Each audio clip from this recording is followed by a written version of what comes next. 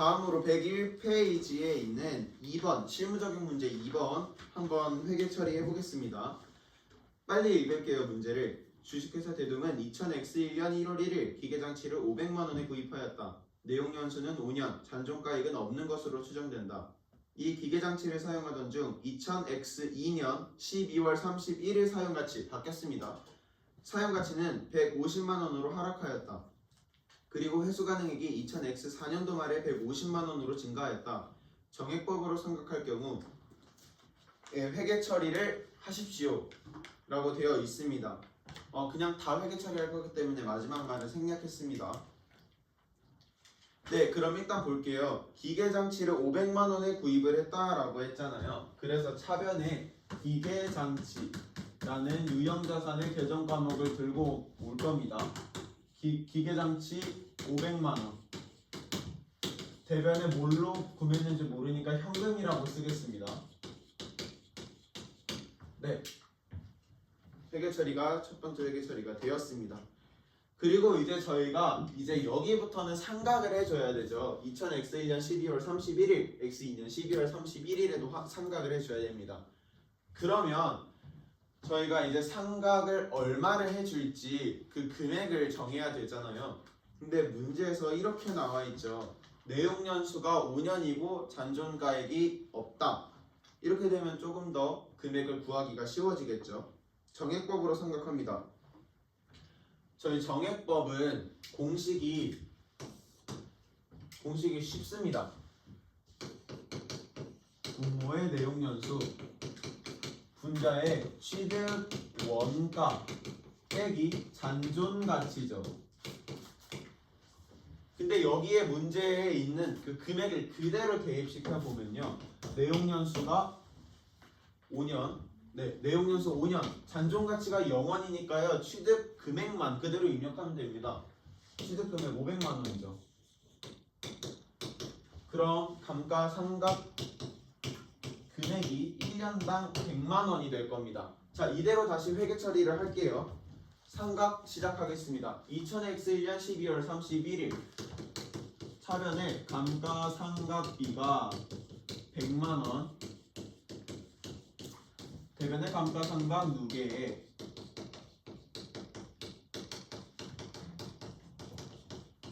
100만 원. 이렇게 회계 처리될 거고요.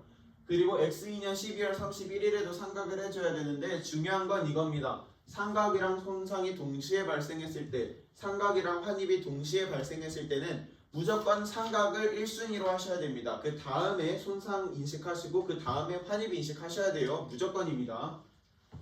그럼 X2년 12월 31일에 상각 회계 처리하면요. 차변에 감가상각비 100만 원, 대변에 감가상각 누계 100만 원이 이렇게 회계 처리가 되겠습니다. 네, 됐습니다.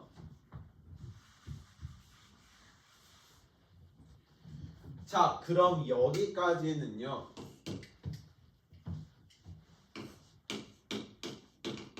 감가상각비가 이렇게 계산이 됐던 거죠. 근데 이제 저희는 손상을 인식을 해줘야 됩니다. 보면요. 기계장치를 사용하던 중 X2년 12월 31일에 사용가치가 150만 원으로 하락했다고 되어 있습니다. 자, 이걸 이제 저는 그림을 그려서 설명을 드릴 거예요. 중급회계 선생님이 사용하셨던 그 그림 그대로입니다.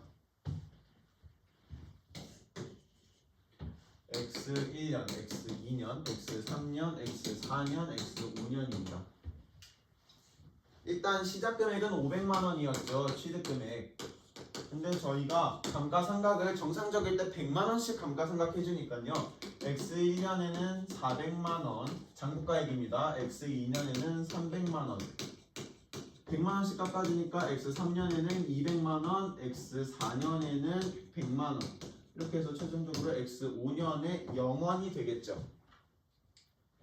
근데 저희가 손상이 발생했다고 했잖아요. 저희 손상이 발생했을 때 사용해줘야 되는 게 꼭 하나 있다고 했죠.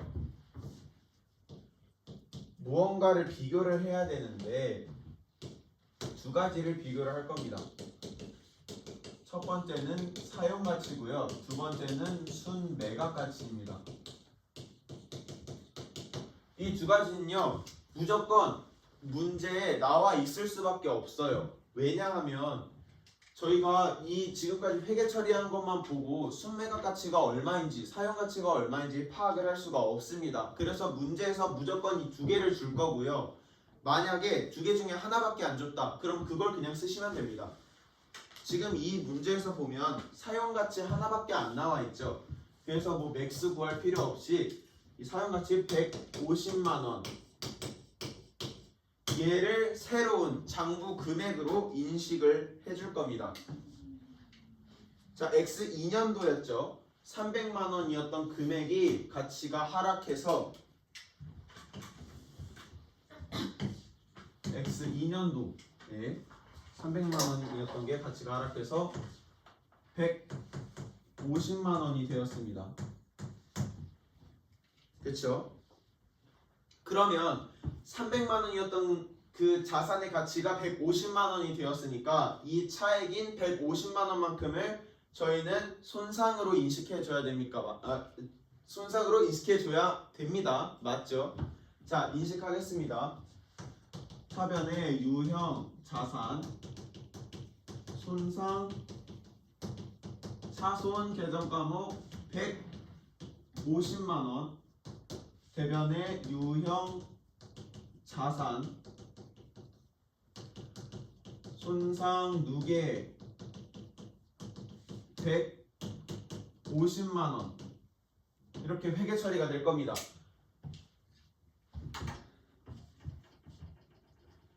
네, 다음 계속 하겠습니다.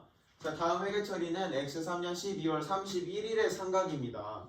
네, 저희는 지금 손상 전의 장부가액을 기준으로 해서 100만 원씩 감가상각을 해줬었는데 이제는 장부 금액이 달라졌습니다. 그럼 달라진 장부 금액으로 다시 한번 저 계산을 해줘야 되는 겁니다. 이 금액은요, 자, 저희 지금 총 내용 연수가 5년이죠. 그래서 한 번, 두 번, 세 번, 네 번, 다섯 번의 감가상각을 해줘야 되는데 손상 차손이 발생했으니까 다시 이제 감가상각비를 계산하는 거잖아요. 이때의 내용 연수는요, 잔여 내용 연수라고 해서 저희가 이미 두 번의 감가상각을 진행하지 않았습니까? 총 5번 중에서. 그럼 3번의 감가상각을 더 해줘야 된다는 겁니다. 3번이 남아있다는 겁니다.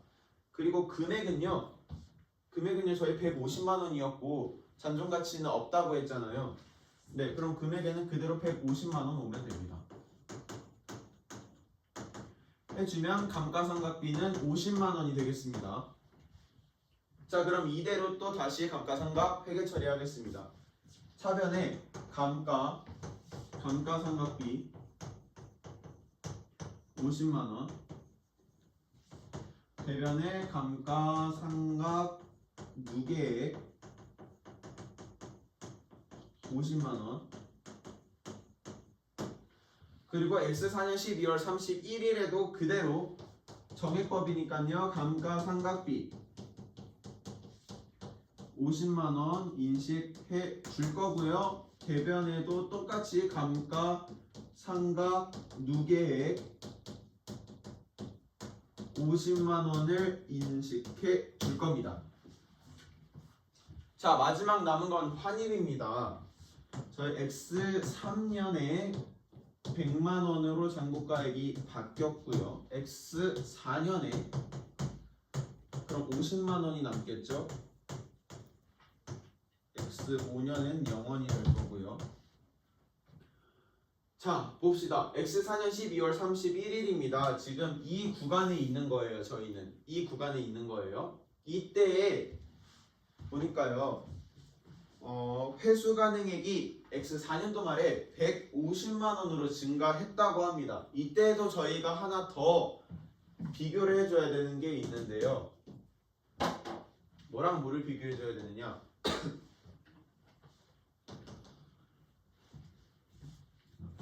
손상 전 장부 금액과 회수 가능액을 비교해 줘야 합니다. 그럼 이제 이 둘 중에 더 최소 금액으로 맞춰서 새로운 환입 후의 장부 금액이 정해질 거예요. 자, 보니까요. 회수 가능액이 150만 원으로 증가했다고 합니다. 근데 X4년의 손상 전 장부 금액이 얼마입니까? 네, 그대로 올라와 보면 100만 원이죠. 얘를 그림으로 나타내면 이러합니다. 이 금액이 그대로 올라가서 150만 원. 사용가치랑 관련 없는 금액입니다. 작성돼 있어서 그냥 본 거예요. 이 150만 원, 얘가 회수 가능액이 되는 건데요. 항상 이 손상 전 장부 금액을 초과할 수가 없습니다. 그래서 이 100만 원이 새로운 장부 금액으로 결정이 되는 겁니다. 100만 원이요. 자, 그럼 저희 지금 손상 후에 X4년도 남아있는 장부 금액이 50만 원이잖아요. 근데 최대 100만 원까지밖에 못 올라간다고 했으니까 얼마만큼을 환입으로 인식을 해줘야 될까요? 네, 당연히 50만 원을 인식을 해줘야지 50만 원만큼 쭉 올라가면서 손상 전 장부 금액이 100만 원에 맞춰지겠죠. 그래서 회계 처리를 한 번 더 해줄 건데요. 어떻게 해주냐면 이때 있었던 유형자산 손상 누계액을 그대로 차변으로 끌고 올 겁니다. 그래서요, 차변에 유형자산 손상 누계 손누로 쓸게요. 50만 원이 인식이 될 거고요. 대변에 유형자산 손상 차손 환입이 50만 원 이렇게 회계 처리될 겁니다. 네, 이렇게 해서 101페이지 2번 문제 풀이를 마치도록 하겠습니다.